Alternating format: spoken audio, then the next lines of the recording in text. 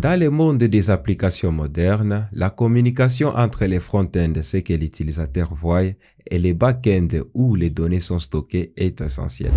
Imaginez une application comme une boutique en ligne pour afficher des produits, mettre à jour un panier ou voir les détails d'un article. Cette application doit échanger les informations avec un serveur. Et c'est ici où les services HTTP entrent en jeu. Et dans Angular, nous avons un outil très pratique appelé HTTP Client pour faciliter cette communication. Le HTTP Client d'Angular est conçu pour rendre les échanges avec un serveur simple et efficace. Il propose des méthodes faciles à comprendre comme GET pour récupérer les données, POST pour envoyer ou ajouter, PUT ou patch pour modifier et delete pour supprimer. Avec cet outil, il devient facile d'interagir avec des API qui sont comme des ponts entre votre application et un serveur. Et cela va permettre à nous développeurs de développer des applications dynamiques qui peuvent afficher les informations à jour en temps réel. Dans ce module, nous allons créer une application simple appelée NGDuka. Une boutique en ligne qui utilise une API appelée Fake Store API pour afficher une sélection de produits avec 4 articles maximum par catégorie ici sur la page d'accueil. Et on peut cliquer ici sur voir plus pour explorer plus d'articles d'une catégorie. Et on peut cliquer sur un produit pour voir les détails de cet article spécifique comme son produit, quantité et la description. L'objectif est de vous montrer comment utiliser Angular HTTP pour consommer une API dans votre application. À la fin de ce module, vous saurez comment consommer une donnée d'une API et comment utiliser toutes les méthodes HTTP d'une API dans une application Angular. Alors, pas besoin d'être un expert, nous allons prendre le temps d'expliquer chaque étape pour que vous puissiez suivre et comprendre facilement. Alors, commençons.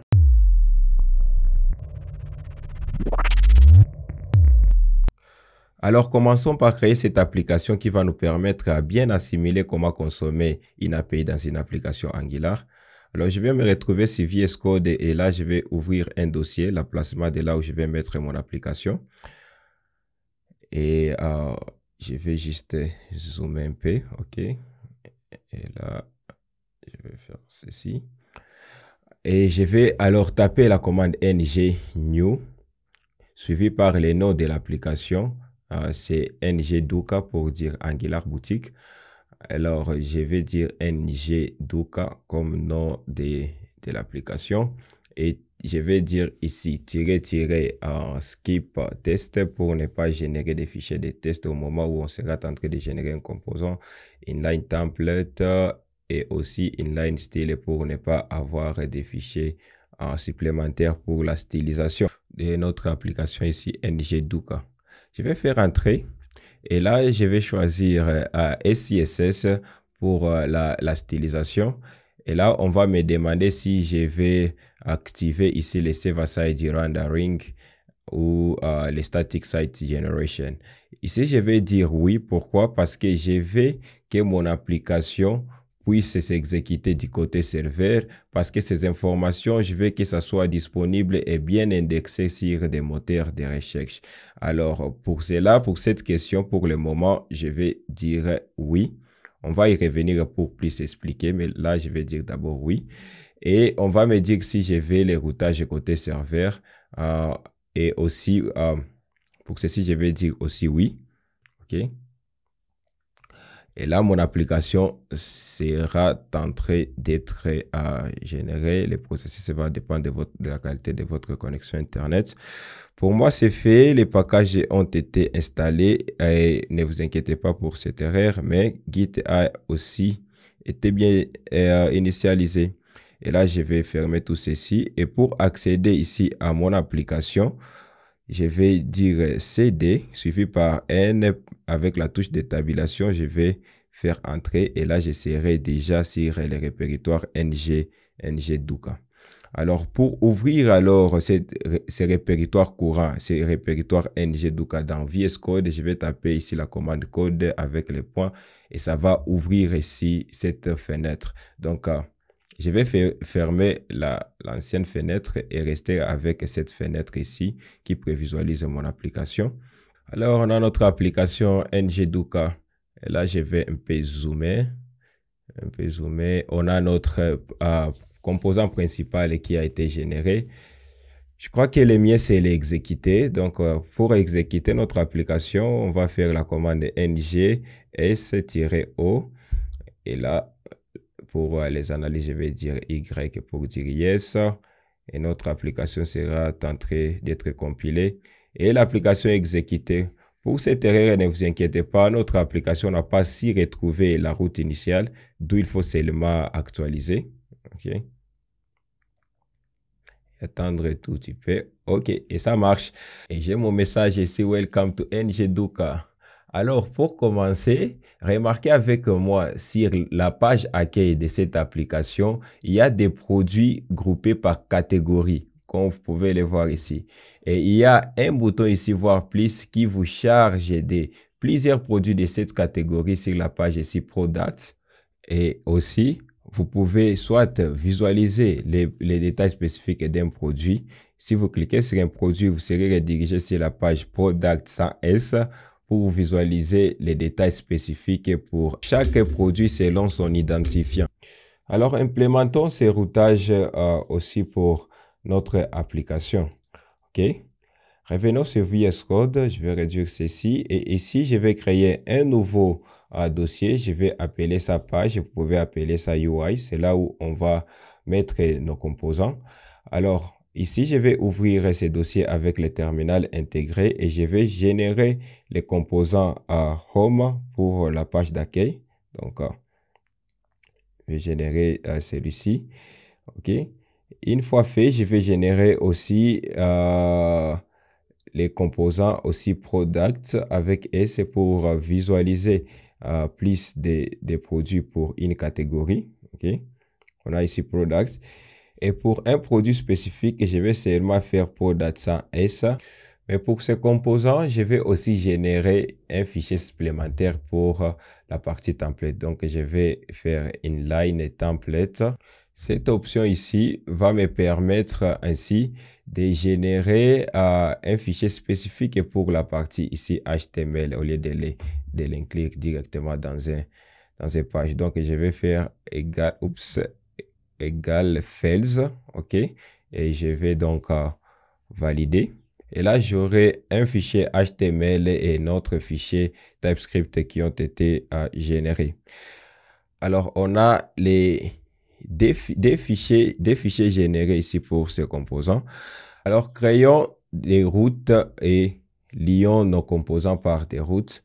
Alors, je vais commencer par la route accueil. Ça sera la route principale, donc la route vide. C'est la route vide ici qui va nous charger de la page d'accueil. OK? Et pour ça, on va donner ici pour cette route les titres de l'onglet. Ce sera les noms de notre application ngDoka.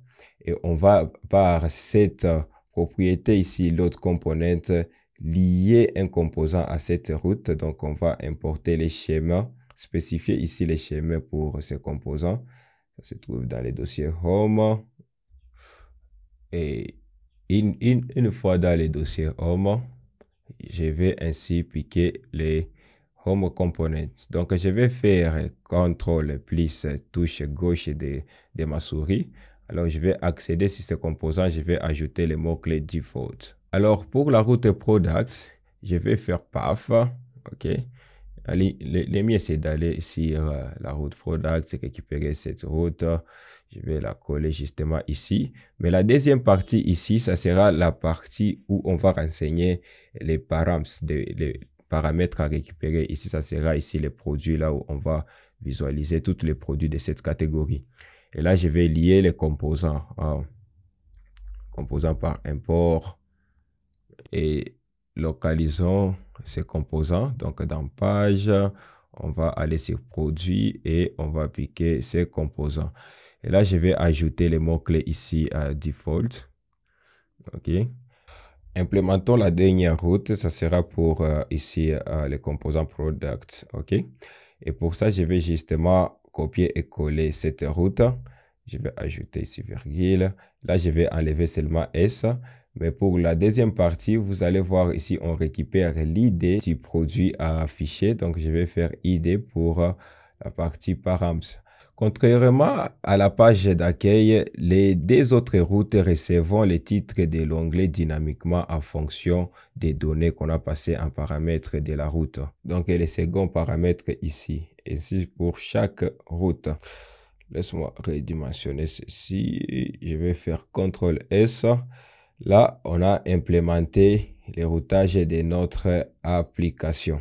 Alors, avant de commencer à implémenter les UI de notre application, remarquez que la barre d'outils et les pieds de page, cette barre d'outils ici, et les pieds de page de notre application sont identiques. Et c'est là pour toutes les pages, même si cette page ici, c'est identique. Même si les pages des produits ici, c'est identique.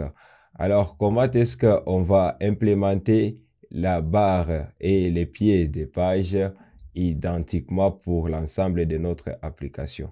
Alors, pour ce faire, vu que c'est partagé pour toute l'application, je vais créer alors les dossiers ici shared pour dire partager. Donc, ça sera les dossiers qui vont contenir les composants ici partagés. Alors, ouvrons ces dossiers avec les terminals intégrés pour générer les composants qui sera partagé avec ces autres composants.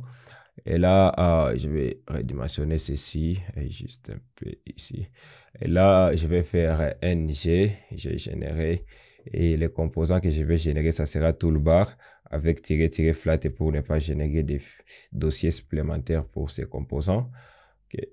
Je vais générer ceci, et je vais alors générer aussi footer pour les pieds de page. OK.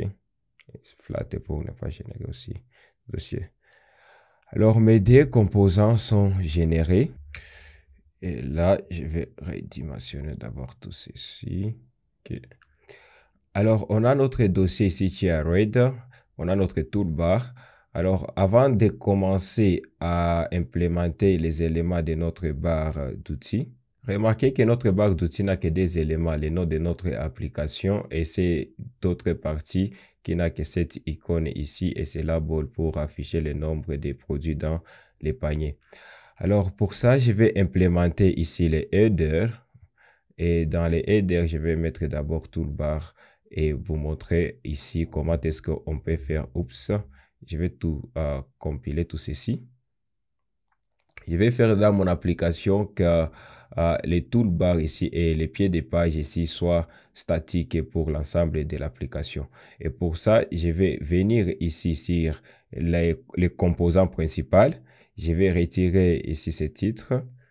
Et sur les composants principaux, alors que je vais aller prendre les sélecteurs des toolbars. Et je vais venir ici coller ça au-dessus du contenu d'une route de l'application. Je vais juste importer cela et aller prendre les pieds de page. Ok, je vais prendre les pieds de page et venir coller ça en bas. Donc, je vais faire mes balises et mettre ça et coller ça là-bas. Alors, ce qu'on vient de faire ici, donc, la barre d'outils sera au-dessus et après, on aura le contenu de notre application et après, on aura les pieds de page. Quand je sauvegarde, vous allez voir ici, on a notre toolbar et notre pied de page et on a le contenu des routes de notre application. Si on charge une autre route, les contenus pour cette route changeront, mais les pieds de page et la barre d'outils restera intacte, unique pour l'ensemble de notre application. Alors, avant de commencer à implémenter les éléments de notre barre d'outils, veillons appliquer quelques styles qui seront utilisés de manière générale dans notre application. Alors, je vais coller ce bout de code ici. Et là, on va commencer à appliquer ce HTML et les body de notre application. On va retirer la marge intérieure et la marge extérieure. On va dire à 0 et on va appliquer ici la police de test. Et puis, on va appliquer cette classe ici, max width. Le max width, c'est pour la limitation de la largeur.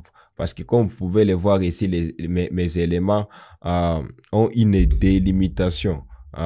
Ils suivent une délimitation, ils ne surpassent pas, ils ne vont pas au-delà d'une certaine largeur.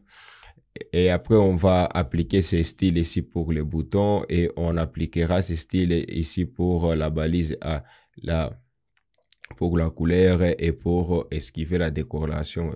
Donc, le soulignement des tests pour les balises A. Alors, enregistrons, sauvegardons les modifications. Et là, on peut voir sur notre application, les modifications ont été appliquées pour la marge et pour la police. Alors, commençons à implémenter les éléments de notre toolbar. Et pour notre toolbar, commençons par mettre une classe monsieur header ici. Ça sera notre container. Donc, on va le faire ici, toolbar container. Et là-dedans, on aura un div. Alors, qui sera notre toolbar. Donc, on va donner une classe de toolbar. Et je vais générer ceci. Et alors, ici, c'est toolbar. Dans les toolbars, je vais appliquer ici cette délimitation avec cette classe ici, max width. Max width pour la largeur maximale. Et là-dedans, j'aurai besoin d'un balise A. Les balises A qui aura un HD pour afficher les noms de notre application ngDuka. Et là, pour naviguer sur la page A, laquelle je vais utiliser router link. Router link et naviguer sur la page d'accueil. Alors, après ça, on a ici notre icône. Pour trouver cette icône ici, je vais aller sur Google Font. Sur Google Font, vous retrouverez plusieurs icônes. Il suffit seulement d'aller sur le menu icônes. Et on va chercher ici l'icône Cards, ok, pour le panier. Et là, on va choisir celle-ci et on va copier cette icône et venir juste la coller ici. On va faire Paste. Et quand je vais faire CTRL S, je vais faire ici CTRL S et vous allez voir que mon code a été indenté automatiquement. Et vous savez pourquoi? Laisse-moi vous montrer quelques extensions que moi j'utilise pour me faciliter la tâche. Pour l'indentation, j'utilise Prettier. Cliquez sur celle-ci et regardez celle avec plus de 52 millions d'installations. Cliquez sur Installer. Une fois installé, allez sur Préférences et Préférences, choisissez Paramètres. Pour Paramètres, cherchez ici Format. OK. Il y a les menus ici. Dans les menus ici, Test Editor, sur la zone des listes déroulantes, cherchez Prettier. Donc, sélectionnez ici Prettier. Et une fois sélectionné, allez aussi sur l'option ici Format on Save et cochez ici cette case pour indenter directement le code lors de l'enregistrement ou de la sauvegarde de vos codes. Une fois fait, je peux revenir ici mon code ici. Je peux désarranger un peu mon code. OK. Et là, quand je vais sauvegarder, seulement vous allez voir ici, ça va s'auto-indater. Et cela, c'était grâce à Prettier. Une autre extension qu'il doit falloir installer, c'est Angular Language Service. Donc, c'est celle-ci. Il faut l'installer. Ça va nous aider à faire les autocomplétions des fonctionnalités Angular dans les templates HTML. Pour l'apparence de mon VS Code, j'utilise Material Theme. Donc, choisissez celle avec plus de 3 millions d'installations. Et installer cette extension. Après avoir installé, cliquez sur le bouton Set Theme et choisissez les themes qui vous convient ici, les miens. Okay. Moi, j'utilise ici les themes Theme Dark Construct. J'aime bien le soulignement des limites de chaque bloc. C'est pourquoi je les préfère bien. Ça me convient bien. Alors, pour les icônes de mes fichiers et dossiers de mon projet, j'utilise Material Icon Theme. Installez-les et cliquez sur cette Icon Theme pour l'appliquer. Alors, cette extension va appliquer les icônes sur l'ensemble de vos dossiers et fichiers. Donc, pour vous montrer ici, si j'ai créé, regardez, si j'ai créé un nouveau fichier, avec extension JS, ça va appliquer ici l'icône de JavaScript, de même aussi pour TypeScript, pour HTML, HTML et bien d'autres types de dossiers et fichiers qu'on peut avoir. Donc, définitivement, installer cette merveille. Revenons sur nos moutons. On a implémenté notre icône. On a implémenté cette icône de panier dans notre application déjà. Ce qui reste, c'est indiqué ici, c'est label. Donc, cette étiquette après cette icône. Après cette icône, je vais mettre ici span, ok, avec étiquette panier et qui nous affiche le nombre de produits dans les paniers. Alors là, je vais sauvegarder les modifications, ok. Et là, on a notre toolbar, mais la couleur ici de cette icône, donc ça nous vient avec ici cette propriété fil que je vais retirer. Et quand je vais enregistrer, là, c'est bon. Il ne nous reste qu'à faire la mise en page ou la mise en forme de nos éléments de notre toolbar. Pour ça, je vais coller seulement ces styles. Alors, on a ici les toolbar container. Je vais faire en sorte que ce soit la même que celui-ci ici. Donc, je vais coller ça là-bas. Alors, on aura aussi notre toolbar, ok, pour positionnement et mise en page des éléments de toolbar. Ici, c'est pour les cartes container. Donc, pour les cartes container, j'ai oublié un div pour mettre ici. Donc, je vais prendre ici cette classe, les cartes container, et je vais mettre ici un div, ok, un div avec cette classe qui va alors contenir ici l'icône et l'étiquette qui nous affiche ici panier et nombre des items, ok. Et là, je vais enregistrer et je crois qu'avec ceci, on sera, yes, on a notre barre d'outils. Alors, attaquons-nous déjà pour la partie des pieds de page. Pour les pieds de page de notre application, comme on peut voir ici, on a ces éléments. Implémentons les éléments de notre pied de page. Alors, on va se retrouver sur footer. Et là, je vais implémenter déjà la balise footer. Et dans la balise footer, je vais implémenter un div que je vais appeler footer container.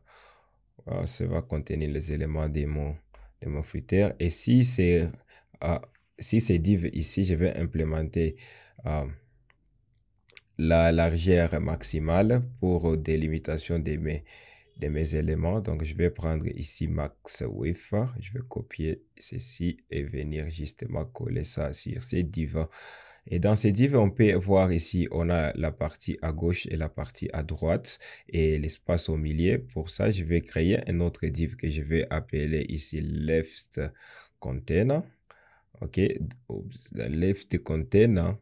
Dans left container, on y trouve des divs. On trouve div pour produits et div pour les liens. Et là, je vais prendre ici ces divs qui comportent ici ces produits et avec ici les liens pour naviguer sur les catégories des produits. Alors, je vais faire les router links ici pour me permettre de naviguer sur ces liens. Ce sont les liens internes. Mais l'autre div porte les liens externes, les liens qui ne sont pas des routes de notre application, comme ici pour les codes GitHub, ça va ouvrir un autre onglet pour visualiser ici les codes GitHub. Alors pour ça, je vais implémenter cet autre div justement ici. Alors, ces div a les balises d'ancrage. Chaque balise d'ancrage, on y trouve ici la propriété ici target blank pour ouvrir l'autre onglet. Alors, à implémenter ces liens, vous pouvez les remplacer par d'autres liens que vous voulez. Alors, pour cette autre partie ici, c'est juste un paragraphe. Donc, à ajouter ce paragraphe, ces div devraient être dans les div ici left container. Donc, je dois déplacer ces divs pour le lien. Je vais juste couper ça et mettre dans les divs de left container. Donc, ici, on doit avoir ici des divs dans cet autre div ici. Donc, rassurez-vous que ces div ici left container a les deux divs inclus. Et par là, on va mettre notre paragraphe. Donc, le premier message ici, c'est le message qui est en gras ici, qui nous affiche le nom de notre application avec l'année.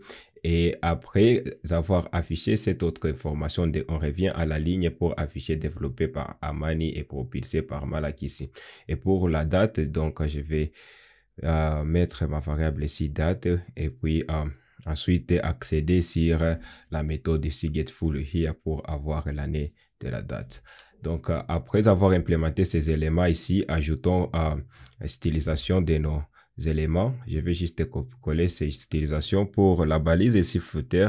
C'est juste appliquer ici le background à la couleur des fonds et cet autre style ici, c'est pour juste styliser et faire la mise en page de nos éléments dans notre footer. Alors, quand on enregistre les modifications, on sera capable de voir, voilà, on a notre barre d'outils et notre pied de page. Alors, commençons par implémenter les éléments de la page d'accueil pour voir ensuite comment est-ce qu'on peut alors procéder par la consommation de notre API. Alors, pour la page d'accueil, on va implémenter tout ceci après, mais commençons par implémenter cette section ici, ce qu'on appelle les hero section pour les titres, les sous-titres et cette barre d'adresse. Alors, on est sur VS Code. Et là, on va aller sur Home Component. Et sur Home Component, je vais juste coller alors cette section. Alors, on a ici la balise section qui aligne, qui centre tous les éléments dans cette section. Et on a ici la classe hero section. On a HD pour nous afficher les titres ici, bienvenue sur Docker. H3 pour nous afficher les sous-titres. Et on a ici l'input pour la partie ici recherche, la barre de recherche. Alors, pour styliser ces éléments, je vais justement coller ici ces stylisations. On a ici cette ligne pour background. Vous voyez ici, on a une couleur dégradée. Et pour ça, on a juste appliqué ici linear gradient pour dégrader ces deux couleurs ici, cette couleur et celle-ci. Et on les dégrade de gauche à droite. OK? Et là, on a ici cette marge intérieure et puis la stylisation de notre barre de recherche. Et quand on enregistre, allons sur notre application et boum, on a notre section, notre hero section, c'est comme ça qu'on l'appelle. Poursuivons avec l'implémentation. Vous pouvez voir ici les produits. Ici, les produits sont affichés par catégorie. On a la catégorie électronique ici. On a ici la catégorie pour bijoux. On a la catégorie pour vêtements pour hommes, on a la catégorie pour vêtements pour femmes. Et pour implémenter ceci, il va falloir qu'on puisse alors accéder à notre API. Et comme je l'ai mentionné, plusieurs API ont une documentation bien structurée pour vous faciliter, ainsi pour consommer cette API. Et pour nous, cette API nous donne ici ces codes d'exemple qu'on peut directement essayer pour voir comment ça marche. On a ici les ressources disponibles qu'on peut accéder depuis cette API. Et on a ici les routes pour accéder aux différentes ressources par les méthodes HTTP pour cette API. Comme ici, si on accède sur la route Products, on sera capable d'accéder sur la liste des produits. Et si on accède sur la route ici Categories, on sera capable d'afficher toutes les catégories disponibles. Et cette route aussi nous affiche les produits par catégorie. Comme ici, c'est la liste des produits dans la catégorie Jewelries. C'est catégorie pour les bijoux.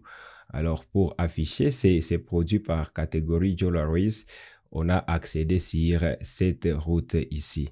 Alors, c'est comme ça qu'on va voir comment est-ce qu'on va accéder sur des routes par catégorie pour afficher alors ces différentes sections de la page d'accueil. Alors, pour implémenter ces sections, on doit devoir avoir un service sur quoi on va injecter alors les services de notre API.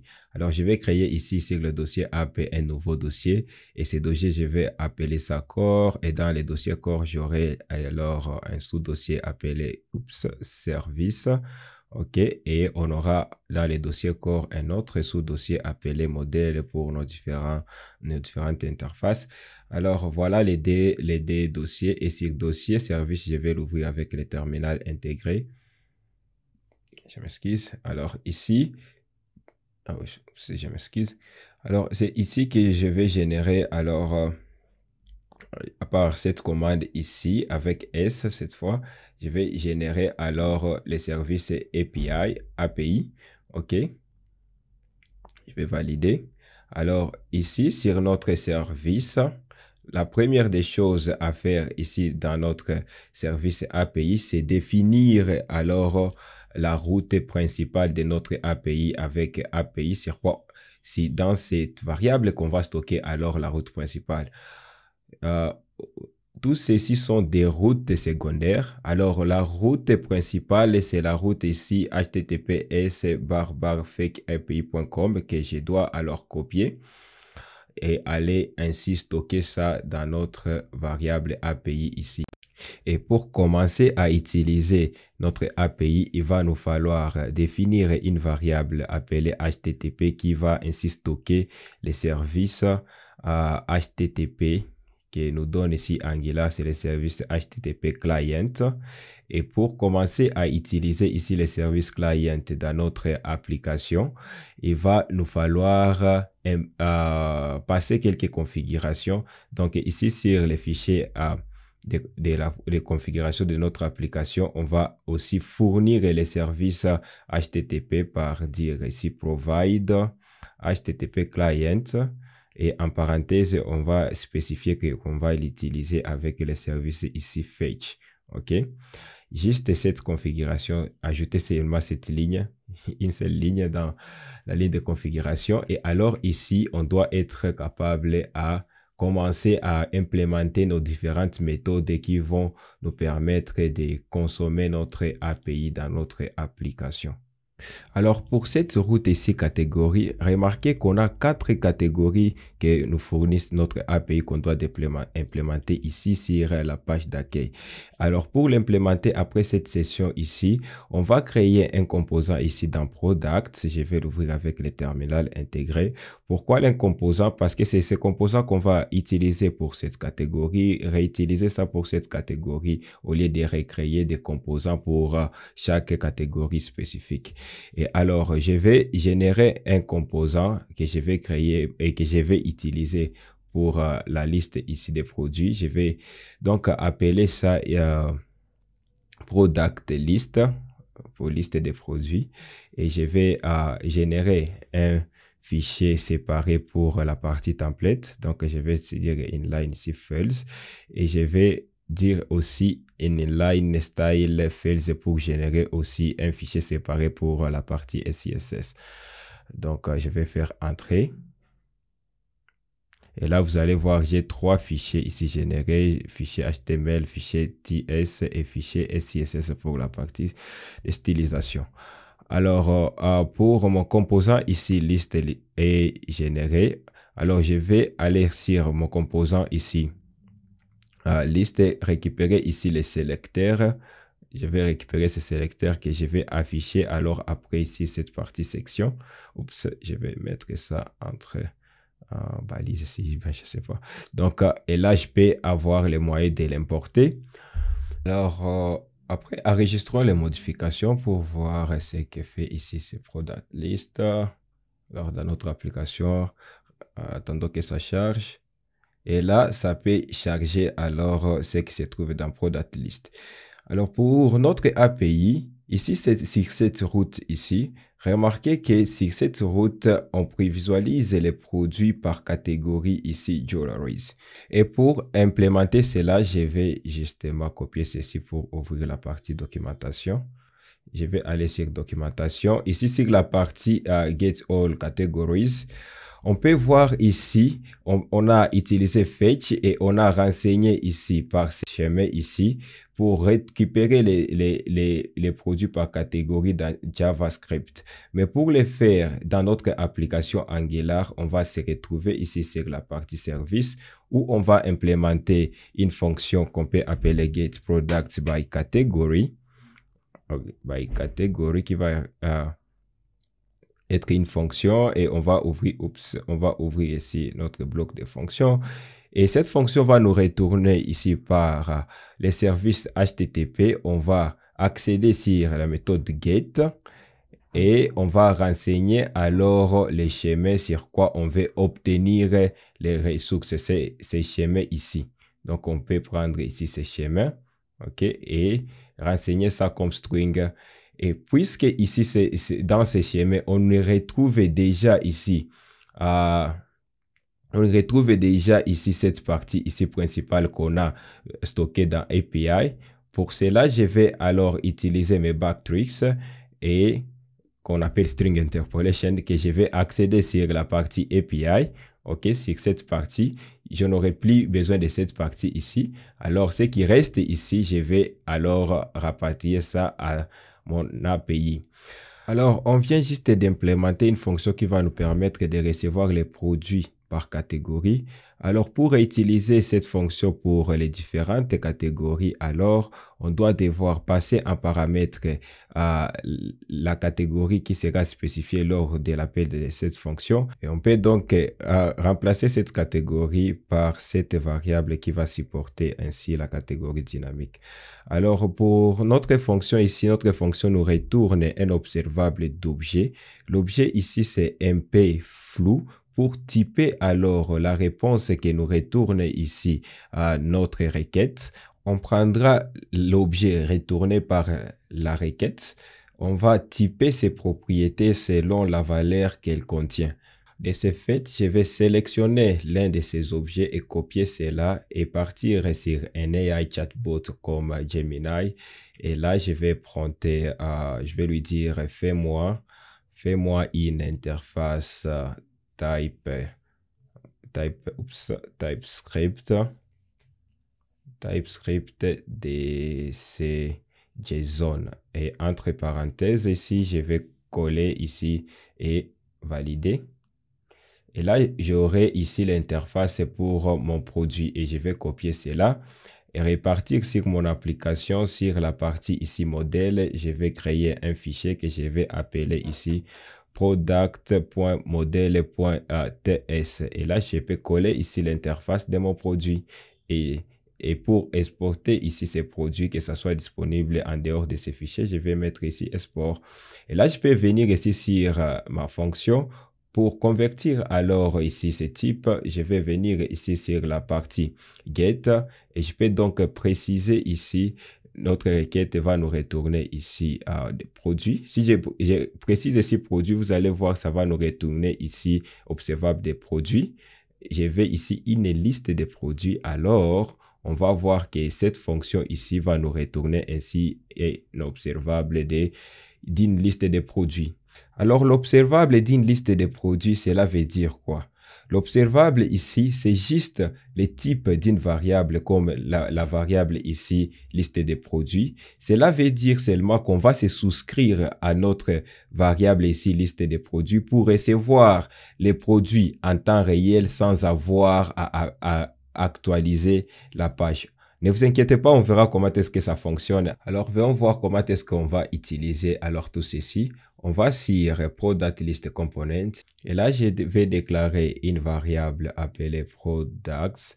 Ça sera une liste de produits du type product. OK, product. Et là, je vais importer cette interface ici, product. Alors, pour avoir les produits à affecter dans notre variable ici, il va nous falloir importer une méthode sur quoi on va faire appel à la fonction qu'on a implémentée ici. Et pour cela, je vais faire ici implement pour que mon composant implémente ici la méthode ngOnInit. Et c'est dans cette fonction qu'on va alors implémenter la fonction qu'on a implémentée ici dans notre service. Et pour accéder à cela, je vais déclarer ici API et injecter les services HTTP, non, plutôt les services API qu'on a implémenté. Et dans ça, je vais venir alors dans la méthode ngOnInit et dire notre service API pour récupérer déjà ici cette fonction. Je vais passer ici la catégorie en paramètre et sur la liste ici categories, je peux ainsi prendre une catégorie dans la liste des catégories que me fournit mon API et je vais, parce que c'est un string ici qu'on doit passer en paramètre, je vais mettre ici guillemets et je vais mettre ici cette catégorie. Alors, puisque cette fonction ici, getProduct by category, c'est inobservable, alors on doit se souscrire à cette observable pour recevoir la liste des produits par catégorie qu'on peut donc obtenir par le biais de cette fonction ici. Et pour nous lier à cet observable qui retourne cette fonction dans la partie ici composant, on va alors s'attacher à la méthode ici subscribe pour se souscrire, subscribe, et dans la fonction de rappel, on peut récupérer déjà les produits que nous offre cette souscription. Et on peut venir alors dans cette fonction de rappel qui nous offre ici cette liste de produits, prendre ici notre variable qu'on a déclarée, la variable ici des produits, ok, et on peut affecter alors la liste des produits qu'on a récupérés depuis notre souscription. Et puisqu'on a déjà la liste des produits, on peut aller sur la partie template et là on peut afficher ici notre liste. On peut afficher ici, interpoler notre liste. Du moins, c'est parcourir d'abord cette liste parce que c'est un tableau. Je vais faire fort et là, je vais mettre ici pour chaque produit, product of products. Ici, products, ça nous vient ici de notre tableau qu'on a déclaré. OK? Ça nous vient de notre tableau. Et là, je peux dire, affichez-moi juste un paragraphe pour chaque produit. Donc, je vais dire product. OK? Je vais dire product. Et pour afficher ça ici comme objet produit, je vais ajouter ici les pipes JSON. Le mien, c'est importer ces pipes. Donc, je vais renseigner ici JSON pipe. Et quand j'enregistre, vous allez voir dans notre application, on sera capable d'afficher une liste de produits. Et ça charge un peu. Et là, vous voyez, on a ici récupéré chaque produit depuis ici à la catégorie Electronics qu'on a passé en paramètre de la fonction qu'on a déclarée.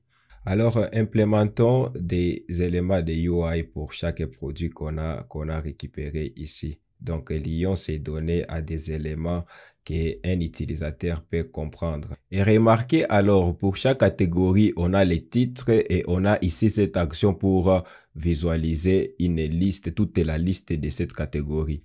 Alors pour ça, je vais venir justement ici et là, on va implémenter d'abord la balise main pour le conteneur principal. Et dans la balise main, je vais justement mettre notre boucle là-dedans. Alors, on aura ici d'abord un header, donc l'entête. Et dans cette entête ici, on va alors y mettre notre titre avec H3. Comme mettons les titres statiques comme électronique, titre électronique.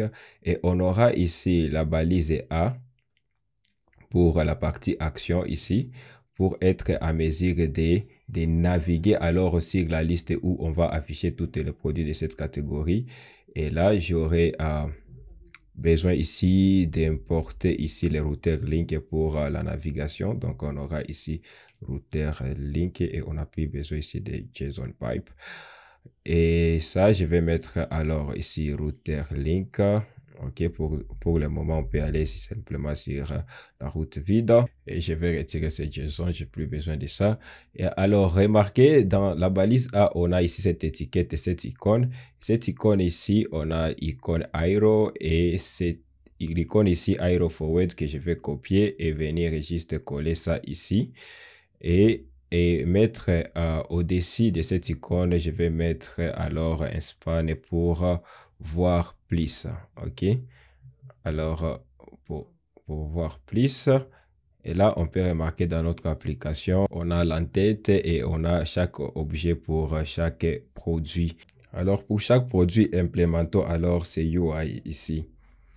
Et pour ça, ici je vais justement d'abord retirer ces paragraphes. Et ici, j'aurai besoin ici de la balise A. Le mien, c'est d'abord mettre ici ma boucle. Je vais prendre ma boucle, de mettre ça dans un div. Et les divs ici, ça sera ici les containers, donc des product. Oups, product container. Ici, on peut dire ici les containers des product list container, ça donne un peu de sens. Product list container, et là je vais coller ici ma boucle. Et pour ma balise A ici, je vais ajouter la classe ici product card. product card. Et pour les cartes ici de mon produit, remarquez que chaque carte de mon produit a une image et les titres ainsi que les prix de ces produits. Alors pour ça, je vais coller justement ces éléments. Et pour la partie ici image, cette propriété, on a accédé lorsqu'on a défini les propriétés ici de notre interface pour notre produit. Et vu qu'on a typé ici notre liste de produits avec cette interface, alors on peut accéder à la propriété image et on a aussi ces divs ici qui nous affichent ici les informations du produit. On a les titres du produit avec cette classe ici Trinket pour juste rogner les produits avec un long titre et ajouter ici ces 3 points ici d'exclamation après des lignes. C'est ce que fait ces paragraphes et on a aussi ces paragraphes ici qui nous affichent en gras les prix du produit. À notre boucle for, on va y ajouter les blocs empty. Les blocs empty ici va seulement vérifier si la liste de notre produit est vide. Et si la liste de produits est vide, on va juste aligner et centrer ces messages ici, revenir à la ligne pour ajouter ici ces messages et vérifier votre connexion Internet. Et là, ça sera vraiment les éléments pour notre UI. Alors, je peux donc enregistrer les modifications et partir sur mon application. Et voilà, on peut voir ici une liste des produits. Ce qui reste, ça ne reste qu'à les styliser. Et là, je peux aller sur les fichiers SCSS et ajouter ici ces stylisations. OK, et là, on va récupérer ici la balise main. C'est la balise ici, notre conteneur principal. Et y définir la largeur maximale qui va prendre ici la largeur maximale des contenus. Et faire ici margin auto pour les centrer. Les headers ici, c'est juste faire les mises en page ici de l'entête de chaque catégorie. Et les product list ici, c'est le conteneur de la liste. Et les product cards ici, on vient de définir ici la largeur de 250 pixels et une bordure ici pour appliquer cette couleur ici pour bordure de chaque card. OK, comme vous pouvez le voir. Et les over ici, c'est juste l'animation au survol des pointeurs de souris. Et là, on a cette stylisation pour l'image qui se trouvera dans ma carte. Et on a ici cette partie pour les product info. On a ici le border top ici pour la bordure supérieure, cette ligne ici, c'est la couleur qu'on a appliquée. Et là, on a ici cette classe Trinket. C'est pour rogner ici un long titre de chaque produit, pour chaque produit comme pour ces produits ici. Ces produits a un long titre et pour notre cas, si ça dépasse seulement des lignes, alors on va rogner cela. Donc, on a ici défini des lignes et que ça ne puisse pas dépasser des lignes. Et si ça se dépasse des lignes, on va ajouter ici 3 points d'exclamation. Alors, on va enregistrer. Et là, pour notre application, on peut voir, on a notre liste de produits. Remarquez qu'on a récupéré plusieurs produits de cette catégorie, alors que pour cette application, on a récupéré que 4 produits à afficher. Alors, comment est-ce qu'on peut afficher seulement 4 produits pour une catégorie? Et alors, si on cliquait sur voir plus, on peut alors nous charger de plus de produits pour cette catégorie. Alors, comment est-ce qu'on peut aussi appliquer cela pour notre application? Pour cela, ici, il y a l'exemple ici pour cette route. Remarquez qu'on a appliqué un paramètre pour cette route et on a passé ici le nombre de limites à appliquer pour cette requête.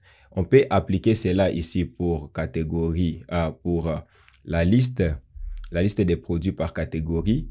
Et si je mets ici limite D, vous allez voir que je vais récupérer rien que des produits ici pour cette catégorie. Alors, comment est-ce qu'on va implémenter aussi cela pour limiter le nombre de réponses qu'on peut recevoir depuis une route? Pour cela, on va se retrouver sur notre fonction. Et sur notre fonction ici, on va ajouter un second paramètre. Et le second paramètre, ça sera ici le limit count.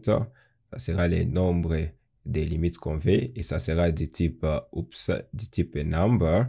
Plutôt, je vais les rendre optionnels. Pourquoi? Parce que si on ne passe pas ici les nombres limites, je vais vérifier si on ne passe pas les nombres limites qu'on puisse se charger ici de toute la liste. Et si on passait les nombres limites qu'on se charge alors de la réponse selon la limite qu'on veut. Pour ça, je vais définir une variable que je vais appeler queryParams pour recevoir ici la requête depuis les paramètres, donc queryParams, et je vais affecter sa valeur avec une condition pour vérifier si oui ou non on peut appliquer les params. Alors, je vais vérifier au moment de l'appel de cette fonction si le limit count n'est pas undefined. Si le limit count n'est pas undefined, alors on va appliquer ici les queryParams. Alors, je vais récupérer ces queryParams ici et je vais venir justement coller ça ici, ce qui va appliquer la limite pour ma réponse et je vais ainsi remplacer cd par la limite qu'on va demander, ok, pour cette fonction. Et si le limit count est undefined, on va juste retourner string vide pour ne pas appliquer les queryParams. Alors je vais ajouter ici ces queryParams à ma route. Donc, justement, coller ça ici et on verra si oui ou non on va appliquer ici les queryParams. Alors, là où j'ai récupéré ici la liste des produits, j'ai précisé ici la catégorie électronique et je vais une limite seulement de 4 produits. Alors, enregistrons.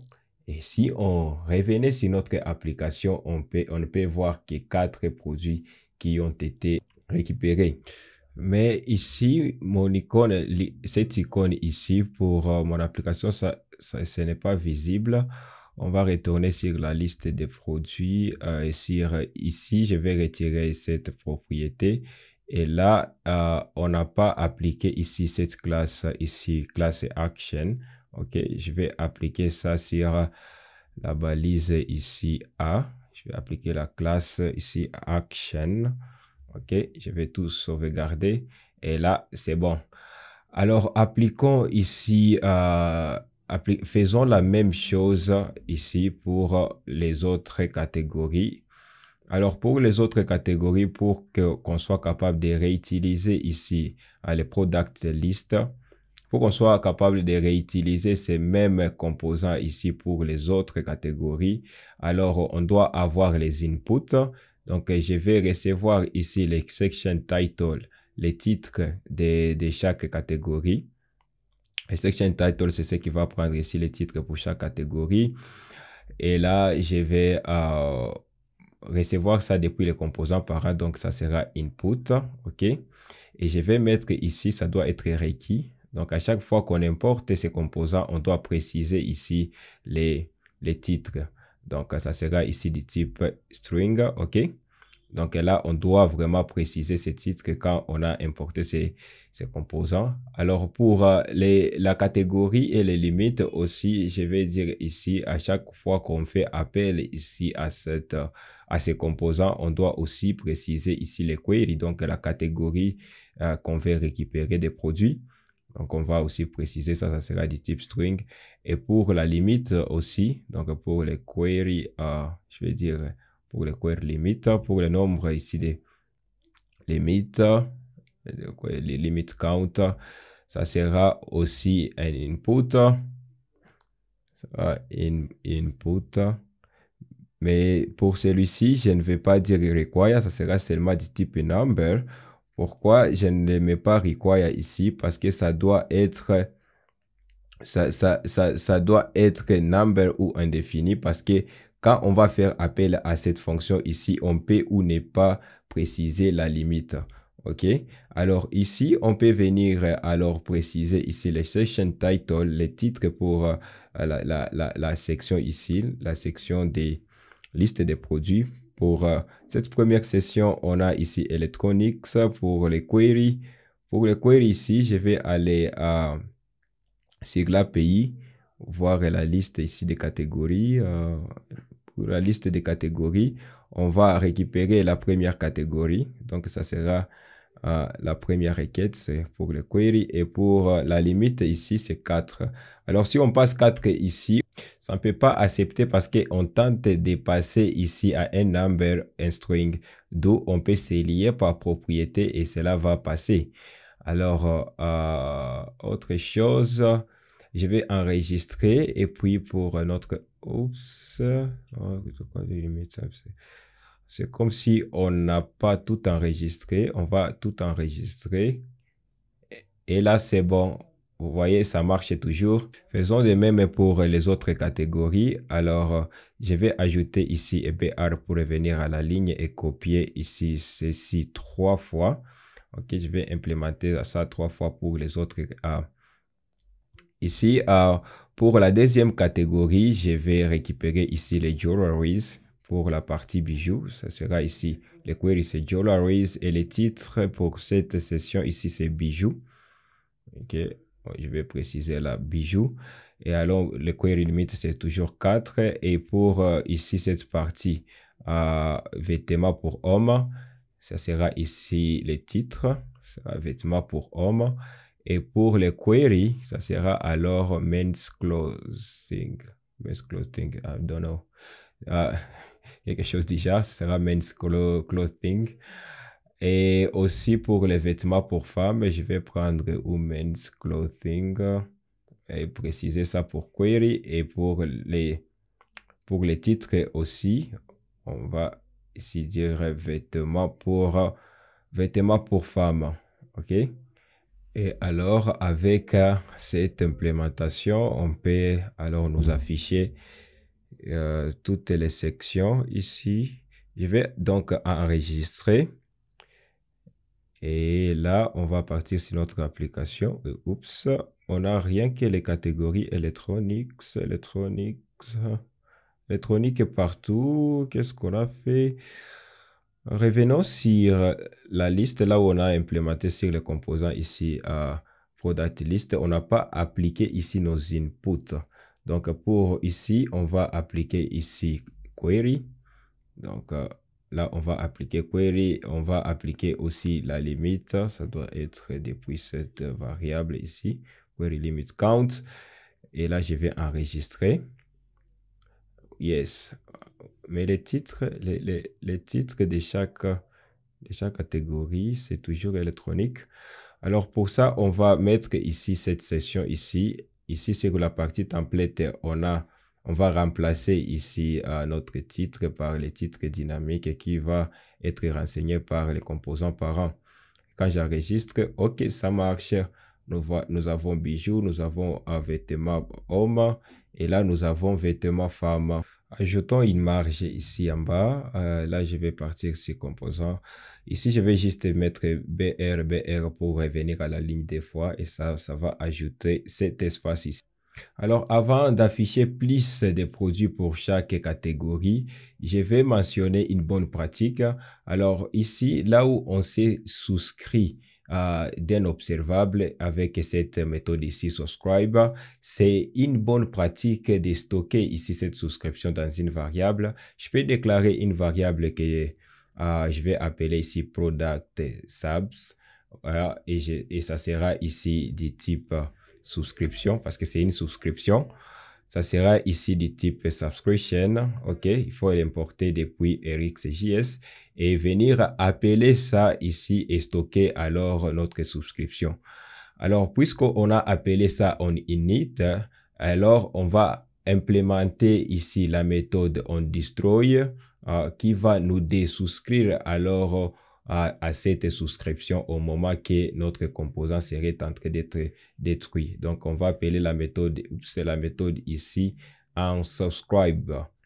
Donc, voilà une bonne pratique, c'est conseillé de se souscrire à un observable dans ng on init, donc quand le composant est initialisé, et de se désouscrire à un observable lorsque le composant est détruit, donc dans ng on destroy. Alors, on peut sauvegarder les modifications et comme vous pouvez le voir, notre application est toujours fonctionnelle. Ajoutons alors l'action ici sur voir plus, ce qui va nous permettre à naviguer vers la page où on sera capable de visualiser plus de produits de cette catégorie ici sur la page product. Donc, je vais récupérer ici les schémas. Ici, je vais copier ces schémas et je vais aller là où on a implémenté balise tag. Non, ce n'est pas ici. Plutôt ici, c'est là où on a implémenté ici, voir plus. Et je vais mettre, coller ici ma route. OK. Et alors, cette partie ici, ça sera la partie paramètres. Donc, je vais retirer ceci et je vais me lier par propriété pour renseigner ici ma route, ce schéma ici comme string. OK. Et ajouter alors la partie des paramètres comme query. Donc, on va recevoir ici la valeur ici de query quand on va passer ici la valeur dans cette variable ici depuis les composants parents. Alors, enregistrons les modifications et allons ici sur voir plus pour notre application. Et si on cliquait là, on peut voir, on a navigué ici sur la page produit. On peut regarder ici les chargements. On n'a pas implémenté ici les chargements des produits. Ici, ce que je vais faire pour ici product list, je vais ajouter ici loading pour l'injection ici des chargements et je vais initialiser par true. Donc l'état initial des chargements, ça sera l'état vrai. Et alors quand on va récupérer alors nos produits, je vais alors changer cet état ici. Je vais prendre login et je vais mettre, ce sera set fails, donc ça sera fails. Et alors pour notre UI, à partir de ça, on peut alors aller sur notre partie, sur la partie template.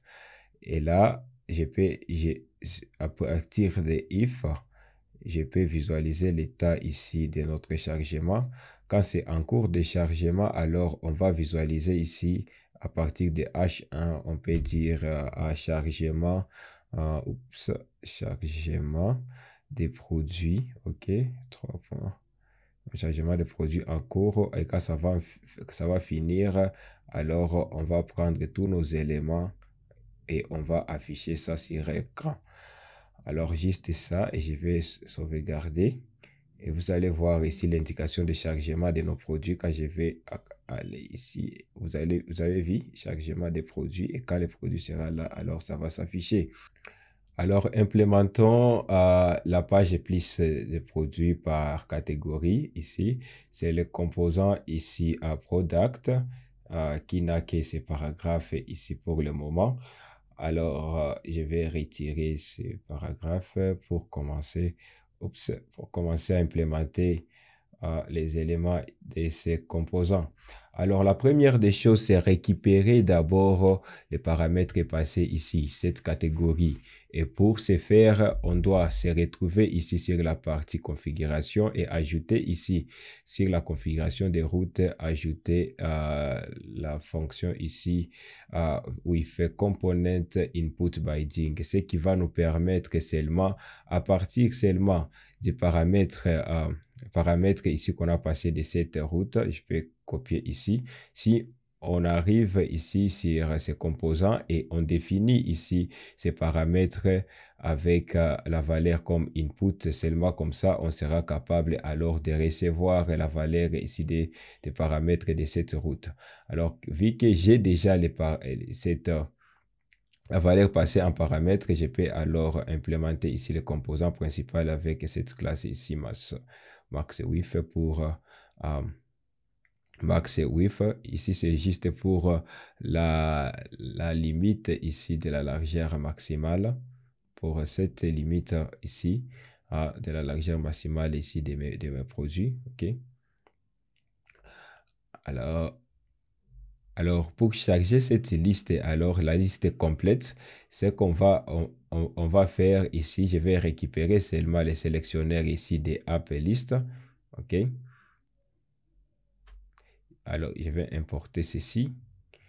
Et si les titres ici de cette section ici, section title, ça sera maintenant ici la valeur qui va se trouver ici qui va être passée dans les paramètres, donc dans catégorie, et on va alors passer ici la requête. Ça sera la valeur ici de notre catégorie. Juste comme ceci, et il faut fermer ici cette balise. Et là, juste avec ceci, on sera capable de nous charger de toute la liste de cette catégorie. Regardez ce qui va se passer dans notre application. Et juste comme ça, on a affiché la liste complète alors de produits dans catégorie électronique. Mais remarquez, pour notre application, l'onglet de notre application n'a pas les noms des catégories à afficher. Et pour faire en sorte que ça puisse prendre ça en charge, on va venir sur Product List. Je vais injecter ici le service router. Donc ici, ça sera Inject Router. Et rassurez-vous que vous avez importé le bon routeur, pas celui ici depuis Express, donc pas ceci. Importer le service router depuis ici Angular Router, ok. Donc depuis Angular Router, non pas sur Express. Une fois importé, alors on peut venir ici quand on a chargé des produits et on aura aussi besoin ici du service title. Donc, je fais title et je vais y injecter ici title, ok, title depuis ici plateforme et browser, ok. Et avec ça alors, donc, avec ça alors on peut venir quand on a chargé nos produits faire appel ici à la variable title. Donc, on fait faire title et puis mettre un titre pour mon onglet, et le titre, on va d'abord accéder à la liste ici, à la liste de nos produits. On accepte sur les premiers éléments parce que chaque élément ici, chaque produit ici a la propriété catégorie, et alors on peut accéder ici sur un élément et prendre la catégorie en soi et ajouter ici le nom de notre application. Et avec ça, on peut afficher alors sur l'onglet les noms de la catégorie de la liste demandée. Alors, remarquez une chose ici, je vais enregistrer. Et alors, quand on sera ici, on a demandé ici catégorie pour électronique, mais sur la page d'accueil, ici, vous voyez que le nom a changé maintes fois. Et pour éviter cela, ici sur la page d'accueil, on ne veut pas avoir ici les noms pour aucune catégorie sur notre onglet. On ne veut qu'avoir ces noms ici quand on navigue sur une catégorie spécifique. Et alors pour ça, je vais mettre une condition. Je vais dire ici, applique les noms de notre catégorie si à partir de notre route, l'URL qui s'affiche ici sur notre navigateur inclut ou contient les mots ici products. OK? Donc, pour cette page ici, si ça inclut seulement si l'URL contient ici product, alors on va appliquer, on va y mettre alors les noms sur notre onglet. Dans le cas contraire, ça ne va pas être appliqué. Et là, on peut venir ici sur la page d'accueil, rien ne s'applique, ok. Et si on navigue alors sur voir plus, on peut voir les noms de la catégorie affichée sur l'onglet. Alors, remarquez une chose ici sur la page voir plus, on a cette section ici qui nous affiche d'une longue liste de produits qu'on pourrait peut-être aimer. Alors, pour afficher ceci, on a utilisé ici cette route, la route ici products. C'est cette route ici qui nous charge de plusieurs produits. Alors, implémentons une fonction dans notre service pour faire une requête sur la route ici products. Alors ici sur notre service, je vais faire une fonction appelée getProducts qui ne va prendre rien en paramètre. Par contre, ça va seulement nous retourner ici depuis le service HTTP. On va faire un get et notre requête sera adressée ici sur ce schéma. Je vais copier ceci. Ok, les schémas qu'on cherche ici, on ne veut pas tout ceci, on ne cherche qu'à soumettre ici à partir de notre API, les schémas ici products. Et à partir de ça, cette fonction ici va nous retourner ici à l'observable d'objet. Nous, on veut que ça puisse nous retourner ici un observable de la liste des produits. Alors, à partir de ça, on a un observable de la liste des produits, d'où on peut alors nous charger de cette liste sur notre application. Alors, j'utiliserai les composants ici product list. C'est même ici qui m'a permis d'afficher ici cette liste. Donc, je vais venir ici sur product et prendre et copier et coller ici ces mêmes composants.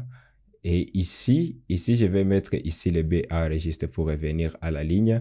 Et pour ici, les titres de cette section, je vais copier ici les titres de cette section et renseigner ici comme un string. Donc, aimeriez-vous peut-être aussi ceci. OK. Et la requête maintenant, la requête, je vais prendre une requête qui ne se trouve pas ici sur la liste. Ici, je vais aller ici sur la page d'accueil, sur mes routes, OK. La route ici de catégories. Je vais prendre un mot-clé qui ne s'affiche pas ici sur la liste de nos différentes catégories. Et pour ça, je peux indiquer dans le string ici, entre guillemets, et je peux prendre comme all products ici. Donc, je peux prendre all product pour indiquer ici, je vais faire une requête de tous les produits. Et alors, je vais recevoir ici la valeur, ici c'est mon composant qui sera passé ici dans cette variable pour déterminer quelle fonction de notre service appelé. Et pour ça, je vais déclarer une appelée products. Je vais ajouter ici signe $. OK. Dans les applications Angular, si vous voyez ici les signes $, ça ne veut que dire ici observable. Donc, c'est une variable du type observable. On fait juste le diminutif par le signe $. Et dans ça, je vais affecter une valeur par condition. Je vais regarder est-ce que dans ma variable ici query, la valeur est égale à all product. Si oui, la valeur est affectée ici égale à product, alors on va faire appel ici depuis notre service API. On va alors appeler la fonction getProducts. Alors, dans le cas contraire, si la valeur qu'on y trouve, c'est l'une de ces quatre catégories ici, alors si c'est l'une de ces quatre catégories, on va alors afficher ici cette fonction. La fonction, le mieux c'est de copier seulement cette fonction qu'on appelait avant. Donc, je vais prendre ici cette fonction qu'on appelait avant. Je vais justement couper ça si on demande une ligne de ces... Oups, je vais justement ranger ceci, ligne de ces catégories. Et alors, ici, on peut alors se souscrire à notre variable ici qu'on a déclarée. Et alors, à partir seulement de cette variable, on saura oui ou non quelle liste est affichée parce que ici, cette variable nous retourne alors des inobservables d'une liste de produits pour les deux conditions. Et ensuite, on peut se souscrire alors à notre observable. Et quand j'enregistre, vous allez voir, on sera capable ici d'afficher sur cette section ici la liste de tous les produits. Et oups, ici on n'a pas de marge. On peut aller ici sur la liste des products et ajouter nos fameux BR.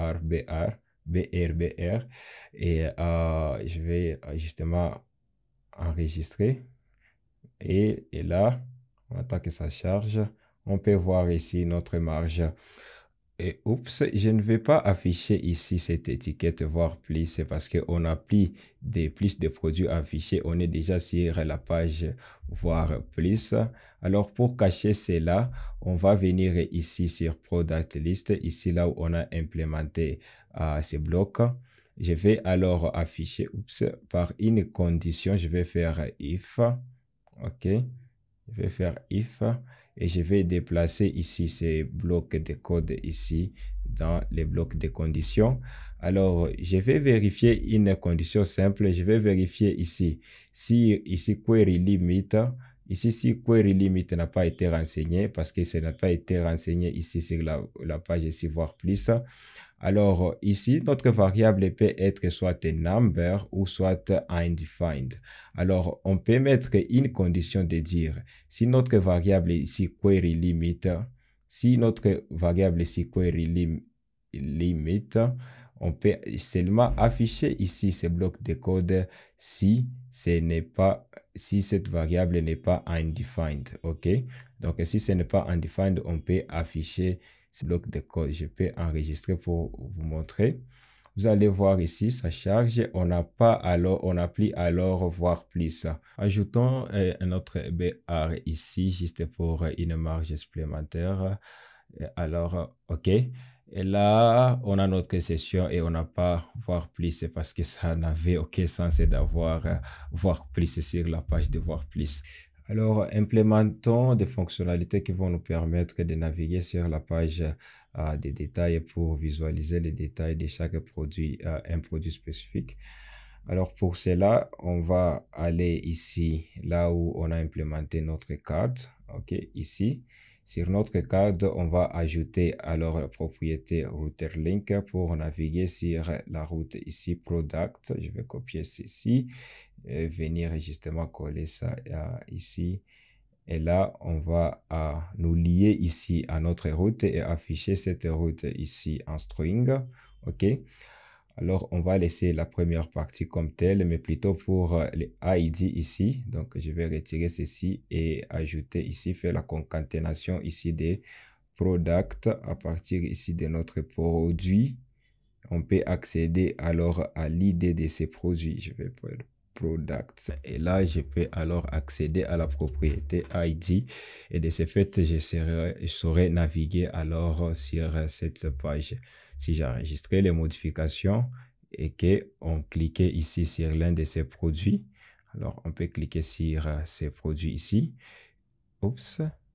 Là, on a navigué sur Product, mais ici, le composant qui est chargé ici, ce n'est pas le composant Product.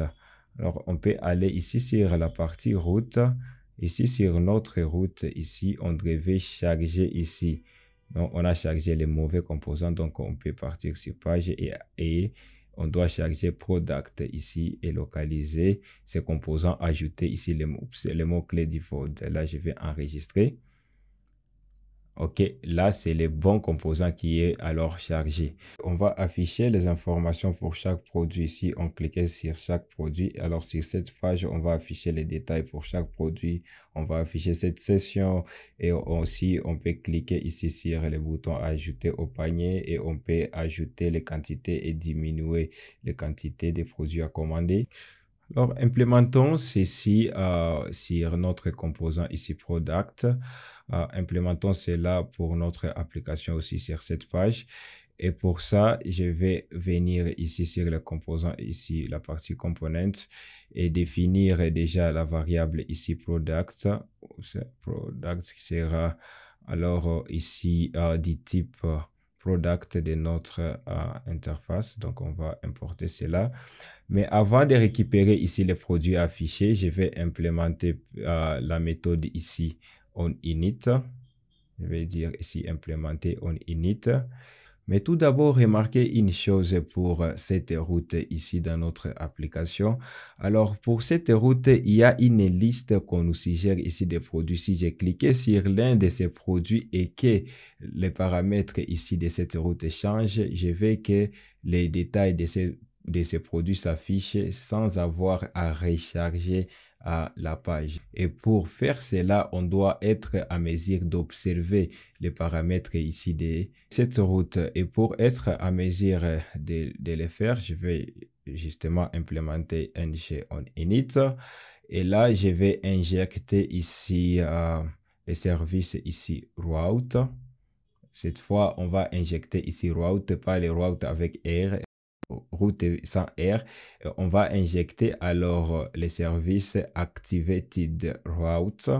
OK, ces services ici, donc je vais d'abord importer ceci. C'est ces services ici qui va nous permettre de nous lier, de nous souscrire alors aux paramètres ou aux paramètres ici de cette route. Alors je peux venir ici, je peux dire alors je peux prendre ici this route. Si le service route, je peux accéder ici à la méthode params et je peux alors me souscrire ici aux paramètres de cette route. OK, les paramètres ici. Et là, on peut voir ici, on a subscribe ici, là où on peut récupérer alors les params et appeler ici la fonction de rappel et faire ce qu'on a à faire. Ce qu'on a à faire ici, c'est de venir à partir de notre params ici, de récupérer un produit spécifique à afficher sur cette page. Et pour ça, on ne doit plus récupérer une liste de produits, mais plutôt on va récupérer un produit spécifique. Donc, je vais faire une fonction ici getProduct, un seul produit, et en paramètre, on doit récupérer l'id des produits affichés et le type de cet id ici, rappelez-vous, c'est du type number. Donc, je vais passer ici id du type number et là, ça sera une fonction fléchée, ok? Là, on doit ajouter aussi égal. Et les get qu'on va faire, on va faire les get sur cette route ici. Donc, sur la route produit avec slash et l'id des produits à afficher. Donc, si les paramètres contiennent l'id 1, on va récupérer sur la liste des produits, on va afficher les produits avec l'id 1. Si je change ici l'id à 3, on va récupérer alors les produits avec l'id 3. Alors, on va récupérer ces produits et on va l'afficher. Pour faire cela, je vais justement récupérer ici cette ligne et coller ça ici et joindre alors sur cette route ici l'idée du produit qu'on va récupérer. Et là, on va récupérer un seul produit par une liste de produits, donc un observable des products. Alors, on peut faire appel à cette fonction ici sur la partie componente. Et pour ça, avant de nous souscrire au params, je vais faire appel à la méthode ici pipe.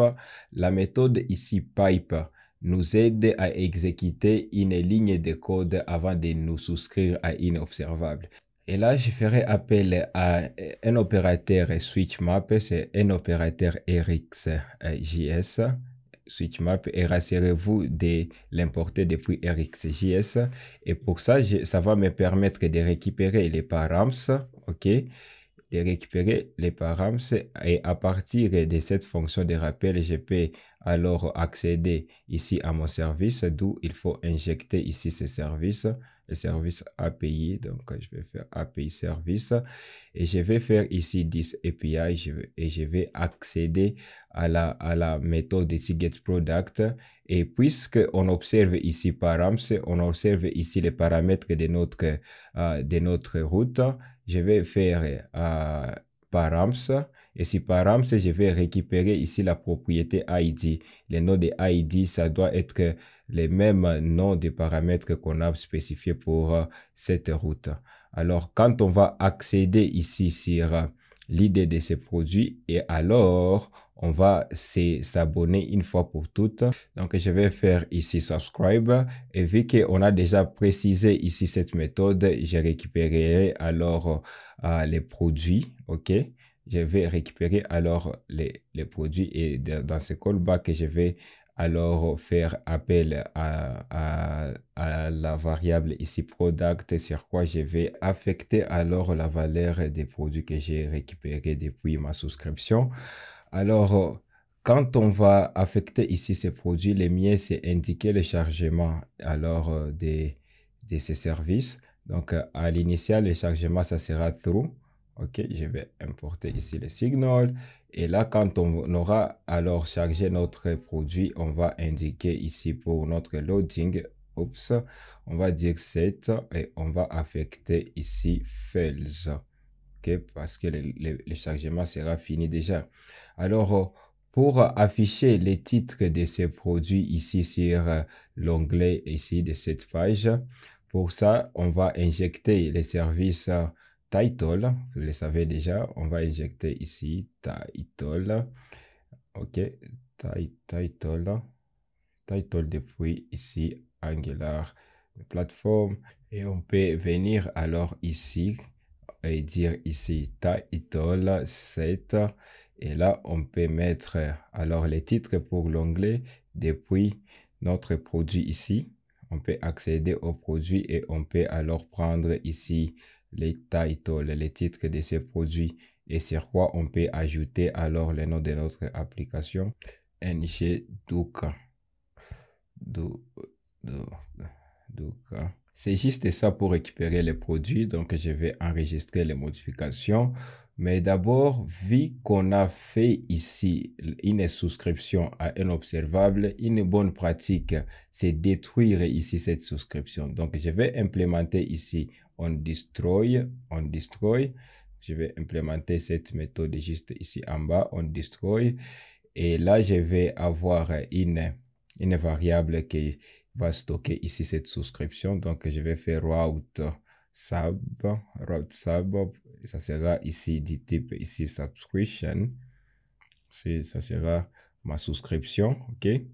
Et là, on va d'abord affecter ici cette souscription on init.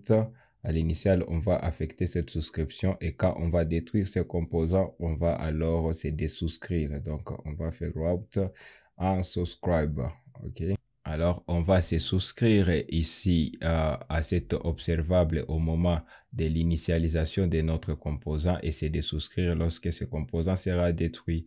Alors, on peut sauvegarder les modifications et là, on peut commencer directement à implémenter la partie ici UI. Et là, on aura notre main avec la classe maxWidth pour la largeur maximale. Et là, on peut mettre une condition ici width pour vérifier l'état de chargement ici des produits à partir de cette variable ici loading.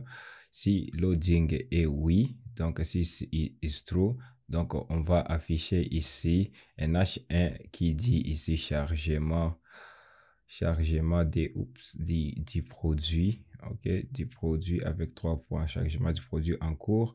Alors quand ça sera ici fails, quand ça sera fails, on va directement commencer à implémenter ici un div ici qui sera un product container et product container. Alors dans ces containers, on va trouver ici les détails de ces produits avec un titre, la catégorie pour ces produits, les prix et d'autres informations pour ces produits. Alors, je vais juste implémenter ces éléments pour les détails du produit.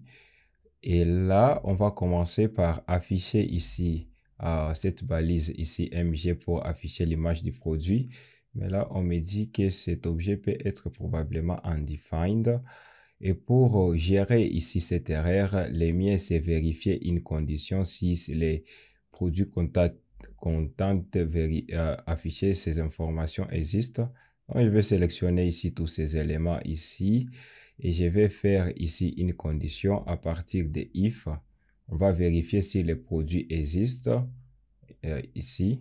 Donc, parce qu'il arrive des fois où les paramètres passés ne peuvent pas exister parce que si l'utilisateur met les paramètres d'un produit qui n'existe pas, on va alors faire ici bloc else pour les produits qui n'existent pas. Alors, on peut afficher un paragraphe avec un message aucun produit trouvé.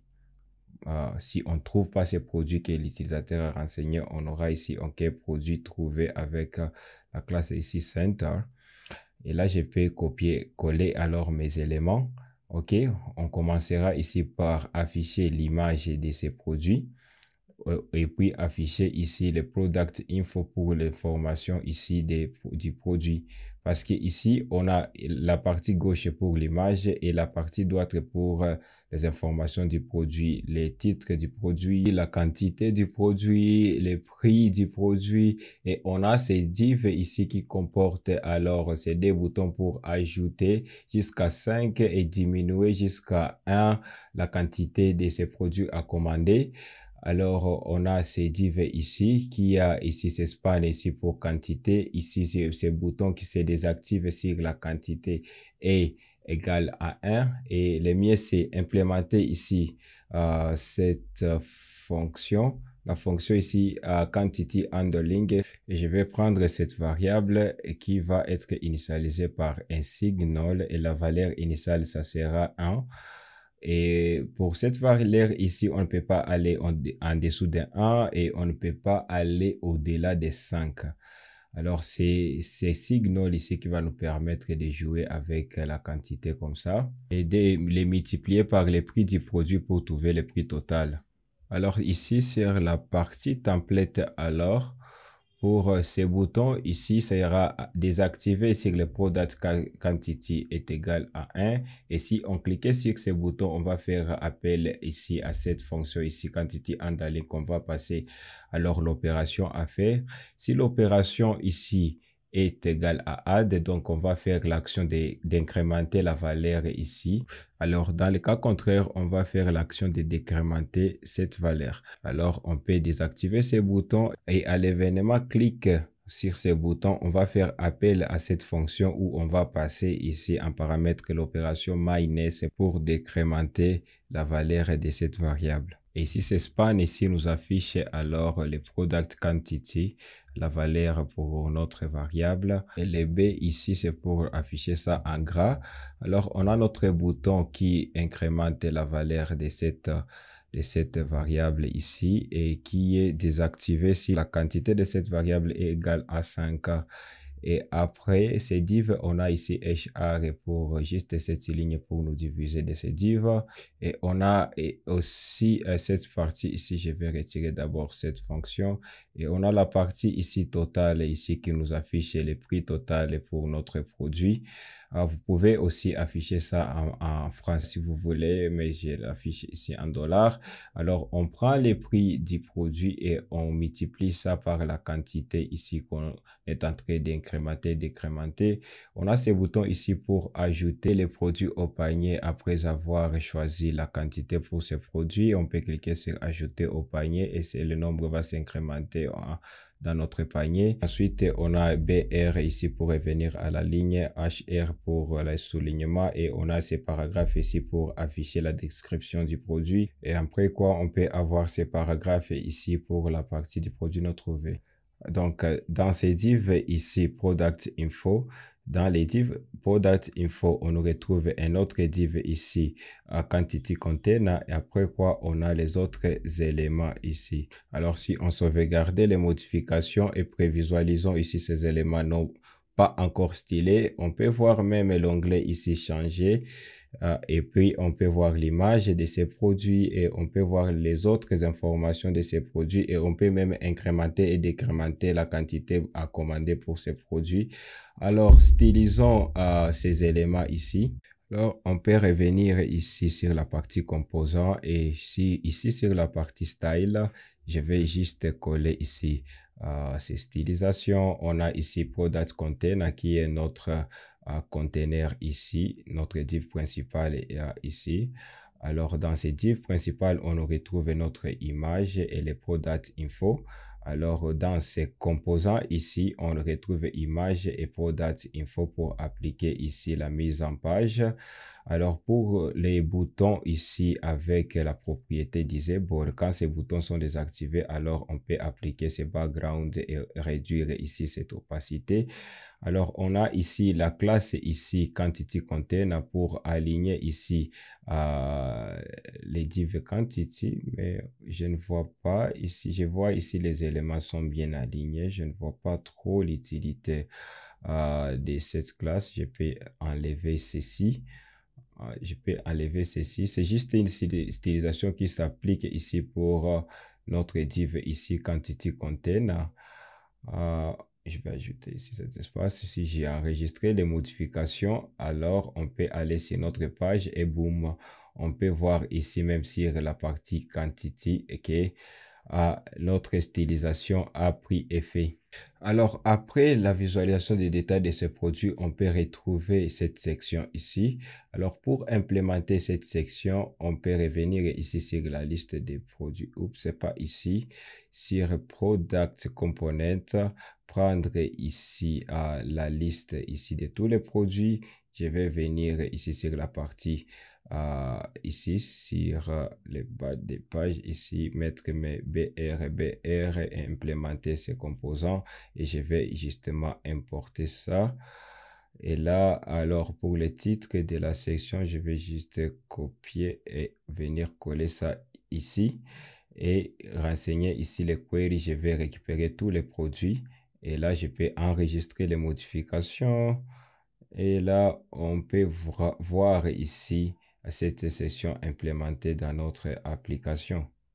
Remarquez que si j'ai cliqué sur l'un de ces produits dans cette liste, les paramètres ici de la route changent. On se charge même des informations pour ces produits, mais on n'arrive pas à initialiser les scrolls. Donc, on n'arrive pas à scroller au début de la page. Et pour implémenter cela, on va ajouter quelques configurations à notre route ici. Je vais passer ici la fonction with with memory scrolling, et là je vais passer ici mes accolades et coller justement ces deux lignes de code. Alors pour notre fonction ici, on va passer ici l'option ici Acra Scrolling qu'on va activer. On va activer aussi le Scrolling Position Restoration. Là maintenant, si on clique sur l'un de ces produits, on peut voir que le scroll a été initialisé. Mais remarquez, cette action n'a pas de fluidité. Regardez pour cette autre application ici, cette action se fait avec fluidité. Et pour implémenter cette fluidité, on doit venir ici sur index.html. Là d'abord pour notre titre, je vais mettre ça en minuscule. Et ici sur la balise HTML, je vais ajouter des styles et je vais dire ici le scroll behavior que je vais mettre ici smooth. Et là maintenant, je peux tout enregistrer et revenir sur mon application. Et là, si j'ai cliqué sur l'un de ces produits, on peut alors restaurer les scrolls avec fluidité. Alors plus tard, on verra comment gérer ici ces layout shift. Ce que vous voyez ici, il n'y a pas aussi de fluidité dans les changements des images, vous voyez. On va gérer ça plus tard. Mais pour le moment, ajoutons un peu de la simulation pour ajouter les produits au panier. Et pour ça, je vais venir sur Product. Je vais juste implémenter une fonction comme Add to Cart, comme ajouter au panier, ce qui va prendre les produits en paramètres, les produits à ajouter, bien sûr. Et là, on va passer Product. Et au moment de cliquer sur ce bouton, on fera juste la simulation, juste incrémenter les nombres, les nombres d'items dans les paniers ici. Alors, ce que je vais faire, je vais venir ici sur les services et je vais déclarer un compteur. Donc, on va faire card items count. Donc, card item count, ou bien on garde toujours product, card products, au card product counter qui sera égal au signal. Et on va initialiser ça à 0 et je dois importer ceci. Et je vais alors implémenter cette variable ici sur la partie toolbar. OK. Donc, pour lier ça sur la partie toolbar, on va chercher notre toolbar et ici, là où on a implémenté les paniers, je vais alors coller ici cette variable et je vais alors injecter, je vais injecter ici les services API. Donc, c'est inject. Et là, on peut accéder sur card. On peut accéder sur card product count. Et je ne vais pas la lire ici. Je vais juste copier ça et venir remplacer les zéros ici et faire la lecture ici de cette variable.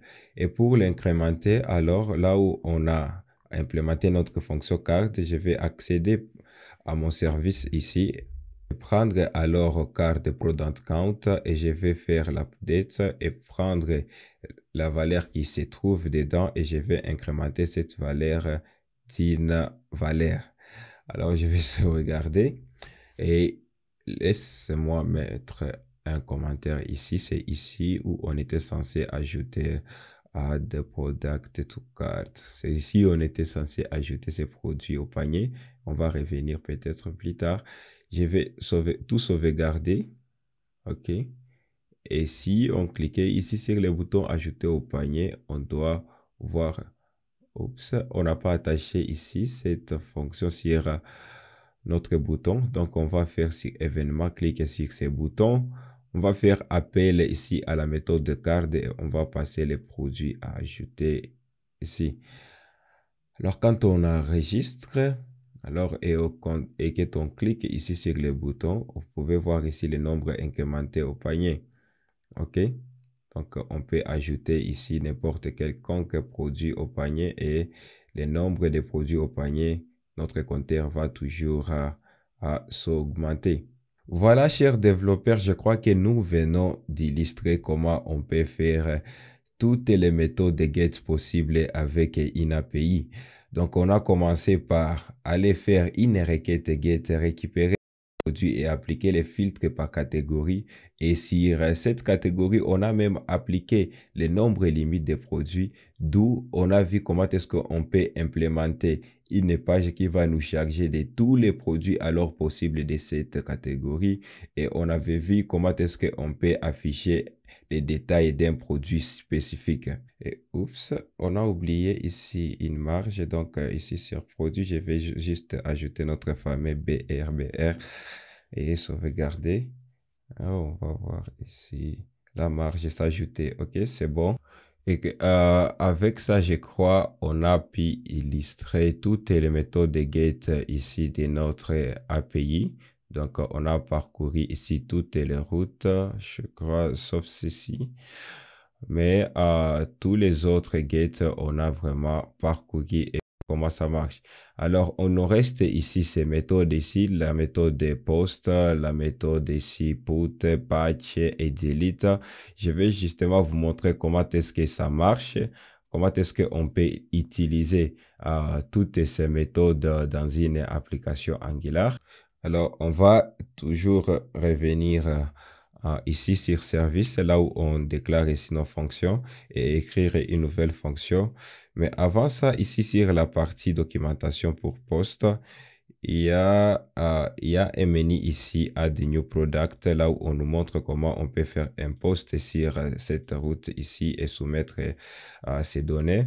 Mais il y a cet avertissement que on peut faire ces posts, mais on ne sera pas capable d'ajouter ces produits sur la base de données parce que cette API ne nous permet pas de les faire, mais plutôt c'est juste voir comment est-ce qu'on peut faire une simulation de la méthode de post pour qu'on soit aussi capable de l'utiliser dans une API qui nous permet d'ajouter un élément dans leur base de données. Alors, pour utiliser les posts, on peut écrire une fonction qu'on peut appeler add new product. On peut faire ici add new product. Et en paramètre de cette fonction, il faut préciser les données que vous voulez poster. Donc, pour nous, ça sera product, ok, du type ici product. Et alors, cette fonction ici va retourner alors 10. Mais d'abord, on va faire un post ici sur cette route ici des produits. Donc, on va ajouter un produit sur la liste des produits. Et pour cela, je vais seulement prendre ici cette ligne et copier ça ici. Mais plutôt, on va pas faire la méthode get. On a fini avec toutes ces méthodes de get ici. Alors, pour faire un post, il faut venir ici sur HTTP et appeler ici la méthode de post. OK, vous allez voir, on va avoir une erreur ici parce qu'il faut poster. Alors, il faut préciser d'abord les schémas là où on veut poster ici. C'est sur les schémas des produits. Donc, c'est produits. Et alors, sur ces schémas ici, il faut alors il faut ajouter ici l'élément à poster. Pour notre cas ici, c'est produit. Et avec cette ligne, alors cette fonction peut nous aider à poster un élément ici sur la route souhaitée. Donc, ajouter un produit sur la liste des produits. Et c'est comme ça qu'on peut alors implémenter la méthode de post dans une application Angular. Alors, venons voir comment on peut implémenter aussi la méthode de put et patch dans une application Angular. La méthode de put ici nous aide à éditer un élément. On peut écrire une fonction ici, on peut dire edit. Donc, on peut dire edit product si vous voulez éditer un élément. Donc, dans notre cas, c'est l'élément produit. Alors, ce qu'on va passer en paramètre, c'est les données du produit. Donc, on va prendre ici produit. Et là, on va alors préciser les schémas uniques de ces produits à modifier. Donc, je vais prendre ici cette ligne. Je vais copier-coller cette ligne. Et là, ce n'est plus post, mais pour la méthode ici post, il faut préciser les schémas spécifiques de l'élément qu'on veut éditer. Et pour ce faire, ici, on doit préciser sur notre route, ajouter l'idée du produit qu'on veut modifier. Donc, je vais prendre produit et je vais accéder sur l'idée de ces produits. Et alors, à partir de cette idée, sur ce schéma spécifique, c'est là où on va alors soumettre les données du produit. Et là, la méthode, ça sera put. Alors, la méthode put nous permet de modifier un élément déjà existant dans la base de données, mais la méthode post ici nous permet d'ajouter un tout nouveau élément dans la base de données. C'est pourquoi avec la méthode put, il faut préciser sur le schéma l'idée de l'élément qu'on veut modifier. Alors, tout comme la méthode put, la méthode patch ici s'utilise aussi de la même manière, mais seulement à la différence de la méthode post, ici patch c'est pour modifier seulement une partie d'un élément existant dans la base de données. Et pour l'illustrer, je vais seulement faire copier et coller ici cette fonction et on peut écrire une fonction qu'on peut appeler update product title pour juste mettre à jour seulement les titres du produit et on peut prendre les titres qu'on veut mettre à jour ici. Donc, seulement les titres, ça sera ici du type string. Donc, on va prendre ici les titres du type string. Et là, on va faire la méthode ici patch. Et sur la méthode patch, il faut préciser ici l'idée d'élément qu'on veut modifier. Alors, ici, un paramètre que je vais ajouter. Ici, un paramètre, il faut aussi passer l'idée de l'élément ici à modifier. Et là, il faut alors passer ici l'idée et renseigner les données qu'on a à modifier. Alors, cette fonction ici, update product title, va prendre ici l'idée du produit à modifier et va prendre les données qu'on a modifiées. Et alors, à partir ici de la méthode patch, on peut préciser alors la partie de l'élément à modifier. Et là, on a soumis ici un string.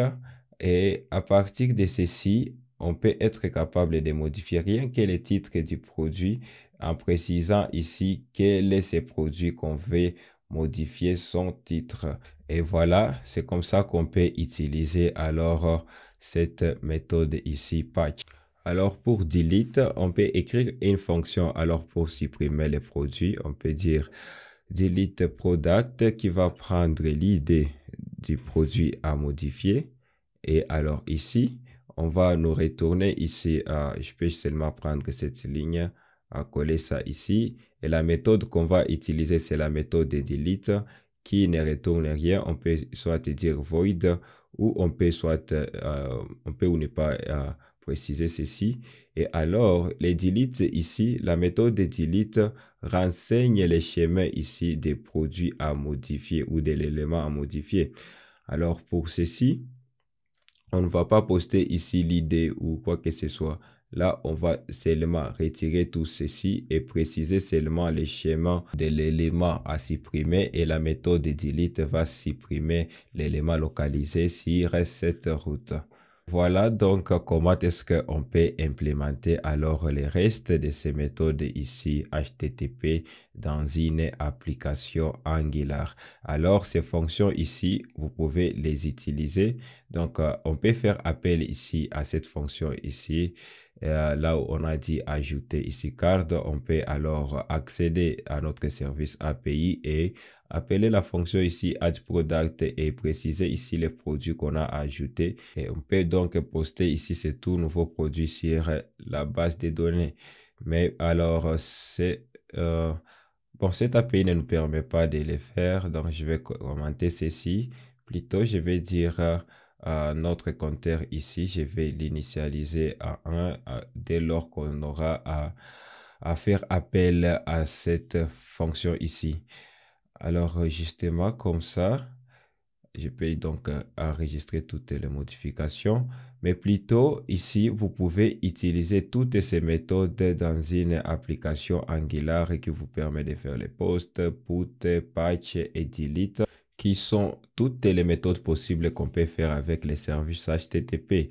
Et cette application nous a permis ainsi de voir comment est-ce qu'on peut consommer une API dans une application Angular. On a récupéré les produits, on a affiché les données d'un produit spécifique, on a implémenté ici cette simulation d'ajouter ici les produits au panier, la visualisation ici, ce même produit sur cette page ici des produits. Et c'est ainsi qu'on a, avec notre application, on a consommé ici toutes les routes de cette API pour démontrer comment est-ce que les services de HTTP fonctionnent en Angular. Alors, chers développeurs, ça sera tout pour ces modules. Vraiment, je dis merci de l'avoir suivi jusqu'à la fin et portez-vous bien du reste. On se dit au prochain épisode.